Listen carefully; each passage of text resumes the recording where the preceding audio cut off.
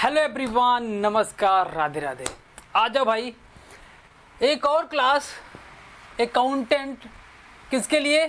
EMRS, UP SSSC, Bihar में भी जो आपके अकाउंटेंट का जो वैकेंसी आया हुआ है और राजस्थान में भी जो वैकेंसी आई हुई है, वहाँ पर भी जो अकाउंटेंट की वैकेंसी आई है उसके लिए भी ये क्लास बहुत इम्पोर्टेंट होने वाली है। मतलब कहने का ये है कि जितना भी अकाउंटेंट की वैकेंसी आपके पूरे भारत में आई हुई है, कहीं पर भी आई हुई है, किसी भी राज्य में, तो वहाँ के लिए अगर आप अकाउंटेंट की तैयारी कर रहे हैं तो आप सही क्लास में हैं। क्यों? क्योंकि यहाँ पर चल रहा है अकाउंटेंट का स्पेशल क्लास। इसमें कोई और एक्स्ट्रा चीज़ नहीं पढ़ाया जाएगा, केवल और केवल अकाउंटेंट से संबंधित जितने भी टॉपिक आपके बनने वाले हैं उसकी ही चर्चा, परिचर्चा, क्वेश्चन के माध्यम से कॉन्सेप्ट और वैसे भी कॉन्सेप्ट सॉल्व कराया जा रहा है, जिसमें हम पढ़ रहे हैं क्या? प्रबंधकीय लेखांकन पढ़ रहे हैं। और प्रबंधकीय लेखांकन में हम लोग अनुपात विश्लेषण पढ़ रहे हैं, रेशियो एनालिसिस पढ़ रहे हैं, जिसमें हम लोगों ने 2 क्लास अभी तक पढ़ लिया है। आज क्लास नंबर 3 होने वाला है और क्लास नंबर 3 में हम लोग सीखने वाले हैं निष्पादन से संबंधित जितने भी रेशियो बनते हैं, हम उस पर चर्चा करने वाले हैं। किस पर? निष्पादन से संबंधित जितने भी आपके रेशियोज बनते हैं, वो रेशियो जो इम्पोर्टेंट हैं आपके एग्जाम के पॉइंट ऑफ व्यू से, उसको हम पढ़ेंगे। सारे हम रेशियो को नहीं पढ़ेंगे। क्यों? क्योंकि सारे रेशियो पढ़ना पॉसिबल नहीं है, और पॉसिबल इसलिए भी नहीं है क्योंकि एग्जाम में कुछ ही रेशियो से आपसे क्वेश्चन पूछे जाते हैं, सारे से नहीं पूछे जाते हैं। तो जहाँ से आपके क्वेश्चन बनने के चांसेस हैं निष्पादन अनुपात से, वहाँ से हम क्वेश्चन रेशियो पढ़ने का आज सिलसिला शुरू करने वाले हैं, जिसमें पहला हम देखने वाले हैं क्या? Stock turnover ratio. Turnover ratio मतलब क्या है सर? स्कंद आवर्त अनुपात इसे बोला जाता है। क्या बोला जाता है? स्कंद आवर्त अनुपात बोला जाता है। हम इसको पढ़ेंगे क्यों? ये पढ़ा क्यों जाता है इसका देख लीजिए थोड़ा सा उद्देश्य। इसको कोई भी स्टूडेंट को क्यों पढ़ेगा, इसका क्या काम है? इसका काम केवल इतना है मेरे भाई कि ये जो होता है वो विक्रय क्षमता को चेक करता है कि किसी भी व्यापार में, व्यवसाय में, उस व्यापार का विक्रय क्षमता कितना है, अधिक है कि कम है। वो किस रेशियो से पता चलेगा? स्टॉक टर्नओवर रेशियो से पता चलेगा मेरे भाई।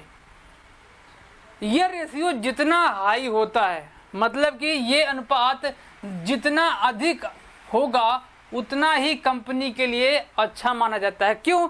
क्योंकि इस कंडीशन में विक्रय अधिक होगा, और विक्रय जब जब अधिक होता है तो निष्पादन की क्रिया बहुत अच्छे तरीके से चल पाती है। निष्पादन की क्रिया बहुत अच्छे तरीके से चल पाती है। तो इसका मेन मोटिव यही है पढ़ने का, और कुछ भी नहीं है। ठीक है, तो स्कंद आवर्त अनुपात उम्मीद है कि आपको समझ में आया होगा। क्यों पढ़ेंगे? विक्रय की क्षमता को जानने के लिए, और विक्रय की क्षमता कितना अच्छा है इस रेशियो से पता चलेगा। जितना अधिक अनुपात इसका होगा उतना ही किसी भी व्यवसाय के लिए ये अच्छा माना जाता है। तो सर इसको निकालेंगे कैसे? सबसे बड़ी बात है, हम इसका रेशियो निकालेंगे कैसे? देखो, इसका रेशियो निकलेगा COGS divided by average stock. ये इसका सिंपल सा फॉर्मूला है। आपको सिंपल सा फॉर्मूला दिख रहा होगा कि COGS अपॉन एवरेज स्टॉक, तो आप क्या निकल जाएगा? स्टॉक टर्नओवर रेशियो निकल जाएगा। तो कहने का मतलब, अब फॉर्मूला आपको ठीक है, फॉर्मूला आपने देख लिया। COGS cost of goods, COGS का मतलब होता है कॉस्ट ऑफ गुड्स सोल्ड। जो विक्रय हुआ है उस विक्रय की लागत कितनी है उसे क्या बोलते हैं? COGS बोलते हैं। अब कभी कभी आपसे ये पूछता है, अब आज का ट्रेंड क्या हो गया? चेंज हो गया। क्वेश्चन पूछने का जो ट्रेंड है वो चेंज हो गया। क्या चेंज हो गया सर? ये चेंज हो गया मेरे भाई कि जो आज के समय में क्वेश्चन पूछ रहा है, ये पूछ रहा है कि स्टॉक टर्नओवर किसके बीच में संबंध स्थापित करता है। इनडायरेक्टली घुमा के आपसे फॉर्मूला ही पूछ रहा है। इनडायरेक्टली फॉर्मूला ही पूछ रहा है, बस उसका लैंग्वेज थोड़ा सा चेंज हो गया। ये नहीं कह रहा कि भाई स्टॉक टर्नओवर रेशियो का फॉर्मूला क्या है, फॉर्मूला नहीं पूछ रहा है। अब क्या पूछ रहा है? पूछ रहा है कि जो स्टॉक टर्नओवर रेशियो है वो किसके किसके बीच को दर्शाता है, उसके संबंध किसके साथ बनते हैं। तो संबंध बनता है मेरे भाई विक्रय मूल्य की लागत का और एवरेज स्टॉक का। तो ध्यान रखिएगा, कॉस्ट ऑफ गुड्स सोल्ड का संबंध औसत स्टॉक से निकाला जाता है तो क्या बन के आता है? स्टॉक टर्नओवर रेशियो बन के आता है भाई। तो इसके बेसिक पॉइंट हैं और हमने क्या देखा? सीओजीएस का फॉर्मूला, सॉरी स्टॉक टर्नओवर का फॉर्मूला भी देखा। कभी कभी थोड़ा सा पॉसिबल नहीं हो पाता है कि सीओजीएस निकल जाए। क्वेश्चन में सीओजीएस निकालने का ना तो तरीका दिया हो ना तो पॉसिबल हो क्या निकालने के लिए, सीओजीएस निकालने के लिए।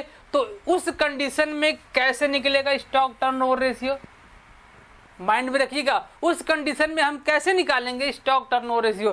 तो उस कंडीशन में निकल जाएगा भाई, क्या हो जाएगा? फॉर्मूला चेंज हो जाएगा, तो आ जाएगा net sales divided by average stock. Average stock आ जाएगा, तब आपका क्या बन जाएगा? फॉर्मूला एक और बन गया। कहने का मतलब है आपके पास दो फॉर्मूले निकल के आ गए।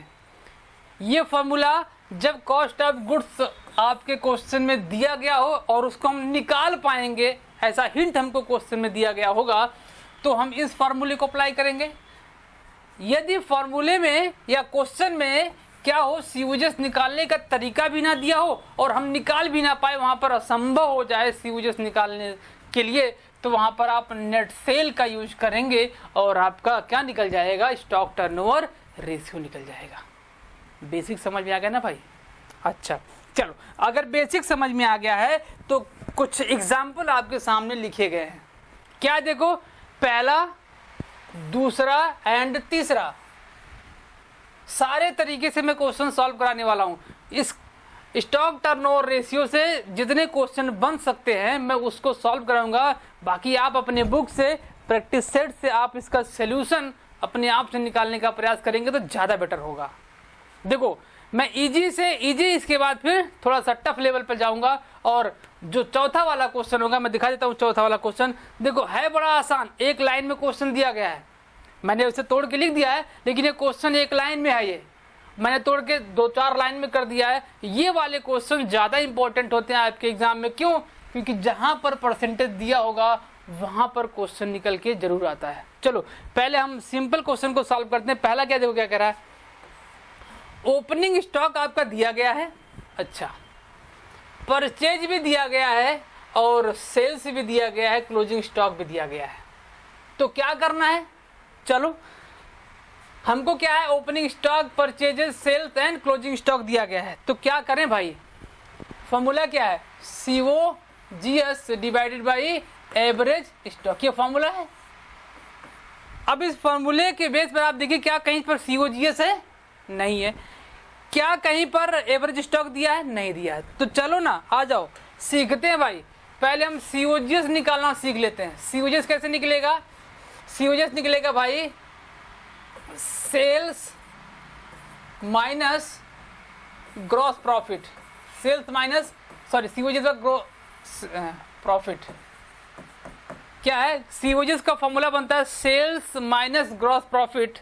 सॉरी, ये फॉर्मूला नहीं बनेगा भाई, ये तो ग्रॉस प्रॉफिट का फॉर्मूला है। क्या है? ग्रॉस प्रॉफिट का फॉर्मूला है सेल्स माइनस सीओजीएस। इसी फॉर्मूले पे क्या निकल जाएगा आपका? सीओजीएस निकल जाएगा। देखो कैसे, अगर आपको सीओजीएस निकालना है तो क्या करेंगे? सीओजीएस को सबसे पहले लिख लेंगे और सेल्स माइनस क्या रख लेंगे? ग्रॉस प्रॉफिट रख देंगे। तो आपका क्या निकल के आ जाएगा? सीओजीएस निकल कर आ जाएगा, ग्रॉस प्रॉफिट, है ना। एवरेज स्टॉक कैसे निकलेगा? आ जाओ। एवरेज स्टॉक इक्वल टू क्या होगा? AS equal to opening stock plus closing stock divided by 2 is equal to average stock. क्या? Is equal to average stock. अब आ जाओ इस क्वेश्चन में देखते हैं क्या क्या हो सकता है। एक तरीका और देखो, ये कॉस्ट ऑफ गुड्स सोल्ड निकालने का, ये वाला देखो, ग्रॉस प्रॉफिट, इसका एक तरीका और हो सकता है, दो तरीके से मैं इसको सिखाता हूँ। सीओजीएस निकालने का मैं दो तरीका आपको बताता हूँ। ये तो जब आपके क्वेश्चन में ग्रॉस प्रॉफिट दिया होगा या सेल दिया गया होगा तो आप सीओजीएस निकाल लेंगे। एक तरीका जो इजी वाला होता है, gross profit COGS is equal to क्या हो जाएगा, opening stock plus purchases plus direct expense minus closing stock. ये फॉर्मूला आप जरूर लिख लीजिएगा। सीओजीएस बराबर opening stock plus purchases plus direct expenses minus closing stock. बात समझ में आ गई। और इस क्वेश्चन में फॉर्मूला यही अप्लाई होगा। क्यों, देखिएगा यहाँ पर क्वेश्चन में ओपनिंग स्टॉक भी दिया है और परचेज भी दिया है, डायरेक्ट एक्सपेंस नहीं दिया है लेकिन क्लोजिंग स्टॉक दिया है। क्वेश्चन में क्या कहीं पर ग्रॉस प्रॉफिट दिया है इस वाले क्वेश्चन में, देखो नहीं, तो दूसरा वाला फॉर्मूला अप्लाई होगा। अब दूसरे वाले फॉर्मूले को अप्लाई करते ना, आ जाओ कर लो भाई। चलो सबसे पहले हम सीओजीएस निकालते हैं। तो COGS equal to COGS is equal to opening stock plus purchase plus direct expense minus closing stock. अब देखो ओपनिंग स्टॉक कितना दिया गया है, ओपनिंग स्टॉक दिया गया है 20,000 और परचेज दिया 1,35,000। Opening stock 20,000, purchase 1,35,000, direct expense दिया नहीं गया है तो क्लोजिंग स्टॉक दिया गया है। क्लोजिंग स्टॉक देखो कितना दिया, क्लोजिंग स्टॉक आपका 30,000 रुपये दिया गया है, 30,000 रुपये, यहाँ पर 30,000 लिख दो। अच्छा जोड़ दो घटा दो, 1,35,000 में 20,000 जोड़ेंगे तो 1,55,000, 1,55,000 में से 30,000 घटा देंगे तो कितना जाएगा, 1,25,000 रुपये, 1,25,000 रुपये। ये आपका निकल गया सीओजीएस। अच्छा दूसरे नंबर पे क्या निकालेंगे, एवरेज स्टॉक। एवरेज स्टॉक कैसे निकलेगा, opening stock plus closing stock upon 2। Opening stock ये, क्लोजिंग स्टॉक देखो, ओपनिंग स्टॉक कितना दिया, क्लोजिंग स्टॉक ये, तो 20,000 plus 30,000 is equal to upon 2 is equal to 50,000 divide by 2 तो कितना आ जाएगा, 25,000 आ जाएगा। आ गया 25,000, हाँ सर 25,000 आ गया। अब क्या करो, फार्मूले पे डायरेक्ट रख दो ना भाई, क्या करना है, फार्मूले पे रखो। देखो सीओजीएस कितना है, 1,25,000, 1,25,000 डिवाइड बाई ये कितना है 25,000, 3 जीरो कट गया, 25 चौका 100, 25 पंचे 125, तो कितना आ गया, 5 टाइम्स आ गया। आंसर कितना आ गया, 5 टाइम्स। ठीक है, इतनी प्रक्रिया आपको करनी पड़ेगी। एग्जाम के दौरान जो होता है, एग्जाम में टाइम टेकिंग होता है, लेकिन अगर बार बार आप प्रैक्टिस करेंगे तो ये 1 मिनट में क्वेश्चन सॉल्व हो जाएगा, 1 मिनट में क्वेश्चन सॉल्व हो जाएगा। तो ये पहला क्वेश्चन सॉल्व हुआ ए नंबर का। देखो इसमें बी नंबर क्या दिया है, बी नंबर देखो क्वेश्चन में दिया है, इसमें क्वेश्चन में आपका सब कुछ निकाल के दिया है। देखो सीओजीएस निकाल के दिया है, क्या दिया है, सीओजीएस निकाल के दिया है। तो फॉर्मूले पे अप्लाई कर दो ना, सीओजीएस कितना 1,50,000 डिवाइडेड बाई ये एवरेज स्टॉक कितना 20,000, 4 जीरो काट दो यहाँ से, बचा 15, 7.5 टाइम, 7.5 टाइम। लगा टाइम क्या, नहीं लगा। 1 मिनट भी इस क्वेश्चन को सॉल्व करने में नहीं लगा, ये बी वाले सेक्शन को। जब क्वेश्चन में सब कुछ निकाल के दिया गया होगा तब कहाँ से दिक्कत होगी निकालने में, भाई कोई दिक्कत नहीं। तो आप सीओजीएस और एवरेज स्टॉक अगर दिया गया तो फॉर्मूले पे रख दो, आंसर आपका निकल जाएगा। तो 7.5 टाइम्स आपका आंसर आ जाएगा। ठीक है, 2 क्वेश्चन सॉल्व हुआ। तीसरा क्वेश्चन देखो क्या कह रहा है। तीसरा क्वेश्चन कह रहा है भाई कि ओपनिंग स्टॉक 20,000 दिया है, सॉरी ओपनिंग स्टॉक हाँ 20,000 रुपये दिया है, क्लोजिंग स्टॉक 10,000 रुपये दिया है, परचेज 50,000 दिया है, कैरेज इनवर्ट दिया गया है 5,000 और टोटल सेल्स दिया गया है 1 लाख और कैश सेल दिया गया है 10,000। आप ये बताओ, जो हम ये हमसे निकलवा रहा, जो इन्वेंट्री टर्नओवर रेशियो जो निकलवा रहा है, क्या कहीं पर मैंने सेल्स की चर्चा की, नहीं किया ना। तो अगर आपसे इन्वेंट्री टर्नओवर रेशियो पूछ रहा है, उस कंडीशन में आपको सेल दे दिया जाए तो सेल का काम तो है सीओजीएस निकालने में। कब, जब इसका इस क्वेश्चन में कहीं पर ग्रॉस प्रॉफिट दिया गया होगा तब इसका काम लगेगा, अदरवाइज इसका काम नहीं लगेगा, ध्यान रखिएगा। इग्नोर करते हुए आप आगे बढ़ जाइएगा। क्यों, क्योंकि इसका यहाँ पर कोई काम नहीं है। क्यों नहीं है, सीओजीएस में इसका काम लगता है सेल का, लेकिन यहाँ पर सेल ऐसा कुछ नहीं दिख रहा है। ठीक है, तो चलो सॉल्व करते फिर से। आ जाओ भाई, क्या क्या opening stock, closing stock, purchases और करेंगे सब दिया गया है। चलो COGS फॉर्मूला बार बार लिखेंगे तो आपको याद हो जाएगा। ये किसका है? ITR का है, इन्वेंट्री टर्नओवर रेशियो। ITR का फॉर्मूला, इन्वेंट्री टर्नओवर रेशियो का फॉर्मूला क्या है? Cost of good sold divided by average stock is equal to ITR। अब COGS सबसे पहले निकालेंगे, COGS निकालेंगे। क्या ओपनिंग स्टॉक कितना दिया था भाई? ओपनिंग स्टॉक 20,000 और ओपनिंग स्टॉक 20,000, परचेज 50,000। लिखो पहले, ओपनिंग स्टॉक 20,000 प्लस परचेज कितना? 50,000। और देखो क्या दिया गया है, कैरेज इनवर्ड मतलब डायरेक्ट एक्सपेंस दिया है 5,000 और क्लोजिंग स्टॉक 10,000 पे दिया है। कैरेज इनवर्ड 5,000 और क्लोजिंग स्टॉक कितना? 10,000। पूरा डेटा आ गया। नेट सेल और कैश सेल का यहाँ पर कोई रोल नहीं है। 20,000 गुणे 20,000 प्लस 50,000 70,000। 75,000 में 10,000 घटा दो कितना आ जाएगा? 65,000 रुपये आपका क्या आ गया? COGS आ गया। ठीक है, अच्छा यहाँ पर एवरेज स्टॉक निकाल लो। कैसे निकलेगा? Opening stock plus closing stock divide by 2। Opening stock कितना दिया है? 20,000, क्लोजिंग स्टॉक कितना? 10,000। ये हो जाएगा 20,000 प्लस 10,000 डिवाइड बाई 2। 30,000 को 2 से डिवाइड कर दो कितना आ जाएगा? 15,000 रुपये आपका आ जाएगा ये एवरेज स्टॉक। आओ फॉर्मूले पे रखें। जी सर रखिए, फॉर्मूले पे रखता हूं भाई। देखो 65,000 COGS है, अच्छा 15,000 आपका क्या है? एवरेज स्टॉक है। काट दो कितना? 3 जीरो कट गया, 15 चौका 60, 4 पॉइंट आ रहा है। 15 चौका 60, 4 आ गया। कितना बचा यहाँ पर? 2, 5 बचा। 5 जीरो ले जाइए, पॉइंट लगाइए और 15 चौका 45, 3 पॉइंट समथिंग आएगा आपका। यही आता चला जाएगा। 4.33 टाइम्स आपका यहाँ पर आंसर आ जाएगा। क्लियर? ये क्या हो गया? 3 क्वेश्चन सॉल्व हो गए, है ना भाई? एक और मैंने लिया था। हाँ सर आपने एक और लिया था और आपने बोला था कि ये इम्पोर्टेंट है। ये देखो इम्पोर्टेंट है, मैंने बोला था इम्पोर्टेंट है और एक्चुअल में ये इम्पोर्टेंट है। अगर आपसे क्वेश्चन पूछेगा तो मैं जानता हूँ कि ऐसे क्वेश्चन ज़्यादा पूछता है अकाउंटेंट के एग्जाम में कि बच्चे कंफ्यूज हो जाए। कंफ्यूज नहीं होना भाई। क्यों नहीं होना है मैं बताता हूँ ना। फॉर्मूला लिख लो। फॉर्मूला क्या? COGS divide by average stock. अब आपको ये देखना है कि COGS कैसे निकलेगा, एवरेज स्टॉक कैसे निकलेगा।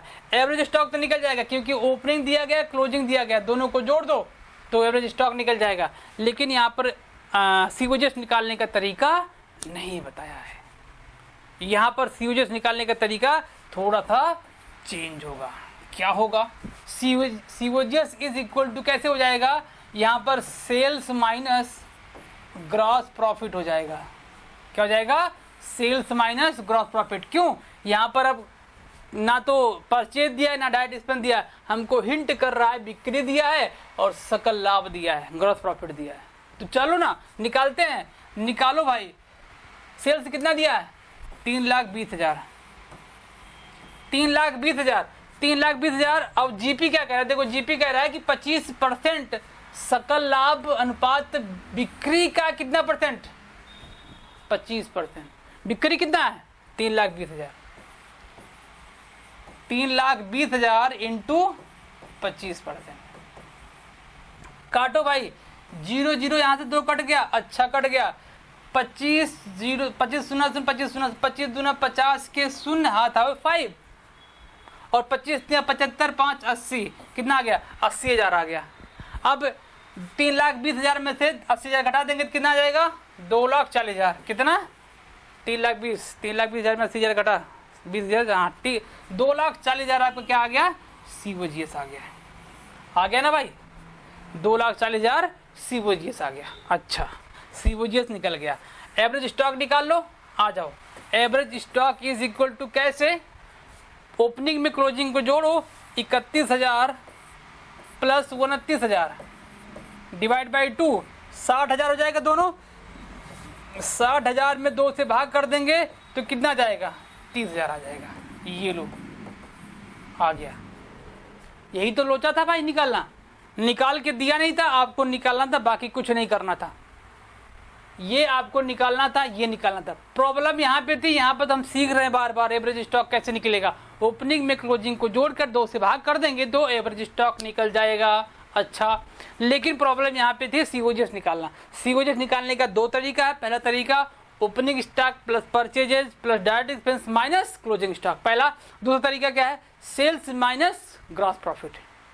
ओके, ये देखो सेल्स माइनस ग्रॉस प्रॉफिट किया तो आपका 2,40,000 आ गया। निकाले क्या, अगर आपसे पूछे ITR is equal to COGS divide by average stock, COGS कितना है, 2,40,000। हाँ सर, एवरेज स्टॉक कितना आया था, 30,000। काटो ना, 4 जीरो काट दो, कितना बचा, 8 3 24, कितना आ गया, आया ना आंसर। 8 टाइम 8 बार जाएगा 24 को काटने के लिए। तो ये क्या था मेरे भाई, आपका ITR, एवरेज टर्नओवर रेशियो। ठीक है, आओ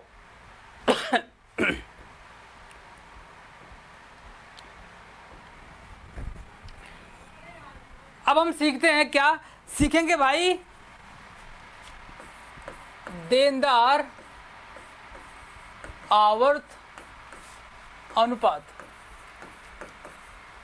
देनदार आवर्त अनुपात ये क्या होता है, इसको बोलते हैं अंग्रेजी में डेटर्स टर्न ओवर रेशियो। देखो भाई, इसको क्यों पढ़ा जाता है, इसको इसलिए पढ़ा जाता है, इसको ये जानने के लिए पढ़ा जाता है कि डेटर से वसूली का जो सिस्टम है वो सही है कि नहीं है। मतलब कि एक व्यवसायी अपने देनदारों से वसूली सही तरीके से कर पा रहा है कि नहीं कर पा रहा है, ये आपको देनदार आवर्त अनुपात बताता है। क्लियर, कौन बताएगा, देनदार आवर्त अनुपात आपको क्लियर करता है कि वसूली सही तरीके से हो पा रहा है कि नहीं। इसका भी हाई होना बहुत जरूरी है। अच्छा, अगर आपसे क्वेश्चन पूछ ले कि अगर बैड डेट के बारे में जानना है तो अनुपात विश्लेषण में किस रेशियो से हम बैड डेट को जान सकते हैं, कम है कि ज़्यादा, यही है भाई। अगर आपकी वसूली की क्षमता किसी कंपनी की सही है तो वहां पर बैड डेट होगा ही नहीं, कम होगा। बिल्कुल, वसूली की क्षमता जितनी अधिक होगी, इस या रेशियो जितना अधिक होगा किसी भी कंपनी में, उतना ही अधिक अच्छा माना जाता है। क्यों, क्योंकि वहां पर अशोध ऋण की जो संख्या होती है वो कम हो जाती है। और किसी भी कंपनी के लिए अशोध ऋण की क्षमता जितना कम होगा उतना ही अच्छा माना जाता है। क्यों, क्योंकि अगर पैसा डूबेगा तो वहां पर भाई पैसा डूबने से कई जगह से लॉस होना शुरू हो जाता है। क्लियर, तो इसका मेन उद्देश्य यही है भाई। इसका फॉर्मूला क्या है सर, आओ ना भाई इसको भी देखते हैं। यहाँ पर अगर डेटर्स की बात करेगा, डेटर आवर्त अनुपात की बात करेगा तो किसकी बात करेगा, नेट क्रेडिट सेल की बात करेगा, क्रेडिट सेल्स की बात करेगा। और अगर से किसके बीच में निकाला जाएगा, संबंध किससे स्थापित होगा, तो किससे बनेगा, एवरेज डेटर्स से बनेगा। किससे बनेगा, एवरेज डेटर्स से बनेगा। बात समझ में आएगी ना भाई। हाँ, क्या है, net credit sale upon average debtor. Average debtor कैसे निकलेगा, वही opening debtor plus closing debtor divided by 2। पहले इसको देख लो भाई, क्या है ये, opening debtors plus closing debtors divide by 2। Formula निकल गया इसका। ये कैसे निकलेगा, टोटल सेल में से क्या करेंगे, कैश सेल को घटा देंगे और रिटर्न सेल को भी क्या कर देंगे, घटा देंगे। रिटर्न को क्यों घटाया जाएगा भाई, जो हमने सेल किया था क्या पता वो नगद हुआ कि उधार हुआ, इसलिए उसको भी वहां से माइनस कर दो। इसीलिए ये नेट क्रेडिट सेल बन जाएगा कि टोटल सेल, लिख देता हूं भाई मैं, क्या total sales minus cash sales minus sales return, minus sales return. अब ये इससे निकल जाएगा। बात समझ में नहीं भाई? आओ चलो इसका भी एग्जाम्पल सॉल्व करते हैं। ये देखो अच्छा सा एग्जाम्पल आ गया। इससे ज़्यादा कठिन क्वेश्चन आपके इस टॉपिक से नहीं पूछने वाला है। क्यों? क्योंकि इसमें कुछ है नहीं। आपको स्टॉक दे देगा और क्या दे देगा, सेल के बारे में कुछ इधर उधर घुमा देगा, बस और कुछ नहीं करने वाला है। जितना घुमाने का सिस्टम बन सकता है मैंने सब दे दिया है। देखो क्या है, आपको सबसे पहले निकालना है नेट क्रेडिट सेल। सबसे पहले टोटल सेल लिखेंगे। टोटल सेल की वैल्यू कितनी है? 3 lakh minus cash sale 50,000 minus sales return कितना? 30,000। करो 3 लाख में से 80,000 घटा दो, कितना आ जाएगा? 2,40,000। हाँ सर 2,40,000 आएगा। लो 2,40,000 आ गया। निकल गया? नहीं 2,40,000 कैसे आएगा भाई? 80,000 हटाएंगे तो 2,20,000 आएगा। 2,20,000। अब क्या निकलेगा आपका? Average stock. एवरेज स्टॉक कैसे, sorry average debtors, AD average debtor कैसे निकलेगा? दोनों को जोड़ दो, 20,000 प्लस 24,000 डिवाइड बाई 2, ये आपका आ जाएगा 44,000। 44,000 में 2 से भाग कर देंगे तो कितना आ जाएगा? 22,000। कितना आ गया? 22,000। ये आ गया आपका। ये देखो 2,20,000 आपका नेट क्रेडिट सेल आ गया और 22,000 आपका आ गया एवरेज डेटर। और लगा लो ना सवाल को भाई, लगा दे सर। हाँ सर ये लो रेशियो निकाल लो। कैसे निकलेगा रेशियो? फॉर्मूले पे रख दो ना, 2,20,000 डिवाइडेड बाई 22,000। 3 जीरो काटो, काट दिया सर। 22 सेकंड 22 कितना आ गया? 10 आ गया। आंसर कितना आ गया? 10 टाइम, 10 डेज आएगा ये आंसर। टाइम्स लिखो क्या? 10 टाइम्स। यही तो आएगा ना भाई 10 टाइम? हाँ बिल्कुल। 220 में डिवाइड कर देंगे 22 से कितना आ जाएगा? 10 टाइम्स। तो भाई सिस्टम आपको अगर पता है तो आंसर निकालना बहुत बड़ी बात नहीं है। एवरेज सॉरी जो आपका रेशियो एनालिसिस है, आपके रेशियो एनालिसिस से ऐसे ही क्वेश्चन पूछेंगे। इसका जो मैं थ्योरी स्टार्टिंग बता रहा हूँ हर एक टॉपिक का, थ्योरी से भी क्वेश्चन पूछता है। अब यहाँ से फॉर्मूला नहीं पूछेगा। अगर फॉर्मूला नहीं पूछेगा तो क्या पूछेगा बताओ? फॉर्मूला क्या है? यही तो फॉर्मूला ना। अगर आपसे पूछ ले कि जो देनदार आवर्त अनुपात है वो किसके बीच में संबंध को बनाता है, संबंध स्थापित करता है, तो संबंध स्थापित करता है उधार टोटल बिक्री से और उधार जितने भी औसत देनदार होंगे उन दोनों के बीच में क्या बनता है? अपने आप को कोरिलेट करता है। तो बन जाएगा आपको ना सिस्टम।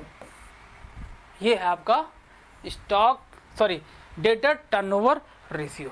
उम्मीद है कि आपको समझ में आया होगा। ये देखो एक और एग्जांपल लिया मैंने। एग्जांपल किससे लिया गया है? औसत वसूली, औसत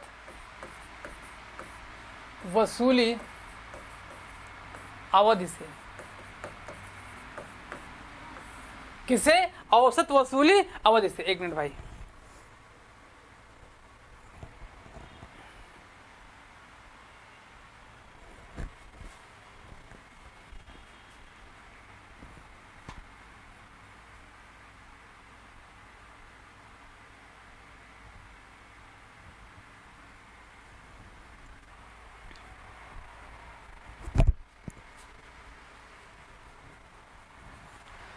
क्या है?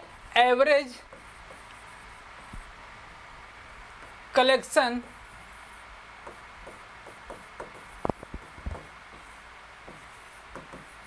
Period, average collection period. देखो क्या होता है इसका फॉर्मूला। जो भी आप लोग आपने फॉर्मूले को मैंने बताया आपको, उस फॉर्मूले को उल्टा कर दो। कैसे? वहां पर क्या था? Net credit sale divide by average debtor था। इसी को उल्टा कर दो। क्या कर दो? उल्टा। क्या करना है? एवरेज डेटर्स या रिसीवेबल, ट्रेड रिसीवेबल इसको बोल सकते हैं। क्या बोल सकते हैं? ट्रेड रिसीवेबल भी बोल सकते हैं। Divided by net credit sale into 365 या फिर 360 या फिर क्या सर, या फिर 12। अगर से क्वेश्चन में 365 दे रहा है तो अच्छी बात है, उससे लगाइएगा। अगर से क्या कह रहा है कि 360 दिया, 360 मान के एक साल में 360 दिन होता है तो 360 दिन मान के करिएगा। अगर वो कहता है कि नहीं 360 ने 365 दिन होता है तो 365 दिन करिएगा। अगर कहता है कि ईयरली निकालिए, दिन के हिसाब से ना निकालिए, मंथली निकालिए, तो आप 12 से गुणा करेंगे। अगर कुछ नहीं कहता तो 365 से निकालिएगा। अगर कुछ नहीं कहता तो 365 से निकालिएगा भाई, और कुछ मत करिएगा। क्लियर? आ जाओ, चलो इसका भी एक एग्जाम्पल आपके सामने अच्छा खासा है। देखो क्या एग्जाम्पल, और उसको सीखते क्यों भाई? साफ साफ लिखा हुआ है, एवरेज कलेक्शन पीरियड, कितना टाइम लेता है कोई कंपनी पैसा को इकट्ठा करने के लिए। जो हम लोगों ने डेटर टर्नओवर रेशियो पढ़ा वहां पर क्षमता देखता है, यहां पर क्षमता नहीं देख रहा है। यहां पर यह पूछ रहा है कि कितने दिनों में कंपनी अपने देनदारों से पैसा इकट्ठा कर लेती है, रिसीव कर लेती है, वो ये कलेक्शन पीरियड बताता है। ठीक है, ये भी जितना हाई होगा कंपनी के लिए उतना ही अच्छा माना जाता है। क्यों? क्योंकि वहां पर पैसा जल्दी जल्दी आ रहा है, बैड डेट नहीं हो रहे हैं ज्यादा, इसलिए यहाँ पर इसको दिखेंगे। अब देखो नेट क्रेडिट सेल निकाल के दिया गया है, कुछ नहीं करना। नेट क्रेडिट सेल आपका निकाल के दिया है मेरे भाई। अच्छा सर, हाँ, तो फॉर्मूला क्या है? देखो नेट क्रेडिट, इसका फॉर्मूला देखो क्या है कि एवरेज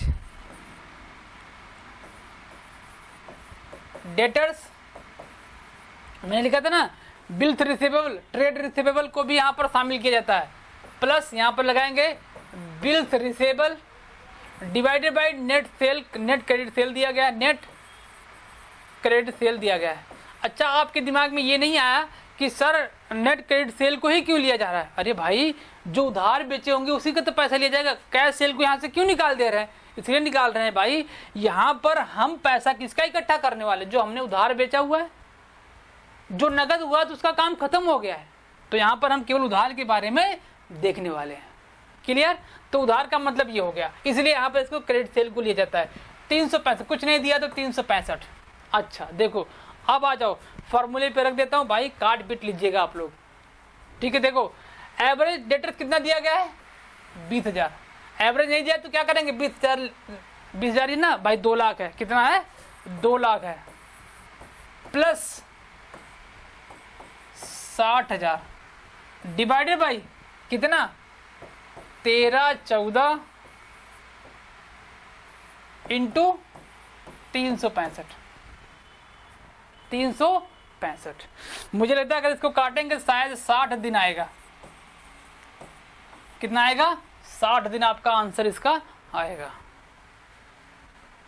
है ना। निष्पादन में हमने 1 पॉइंट देखा, निष्पादन का जो रेशियो है हमने केवल 1 पॉइंट देखा है।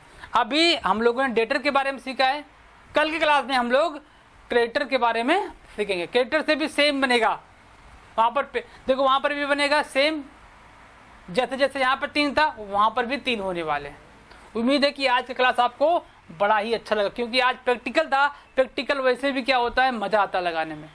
थ्योरी याद करने वाली चीज होती है, हम याद करते भूल जाते, याद करते, लेकिन ये क्वेश्चन प्रैक्टिकल होता है, एक बार माइंड में क्लिक कर गया तो कभी भूलते नहीं है। और यकीन मानिएगा क्वेश्चन एक जरूर आएगा आपके एग्जाम में, यहाँ से आपके लिए क्वेश्चन जरूर आएगा निकल के। ये मान के आप 100% चलिएगा, रेशियो एनालिसिस से एक प्रैक्टिकल का क्वेश्चन आपको देखने को जरूर मिलने वाला है। ठीक है, चलो मिलते हैं अगले क्लास में, तब तक के लिए पढ़ते रहिएगा। Bye bye, take care and Radhe Radhe.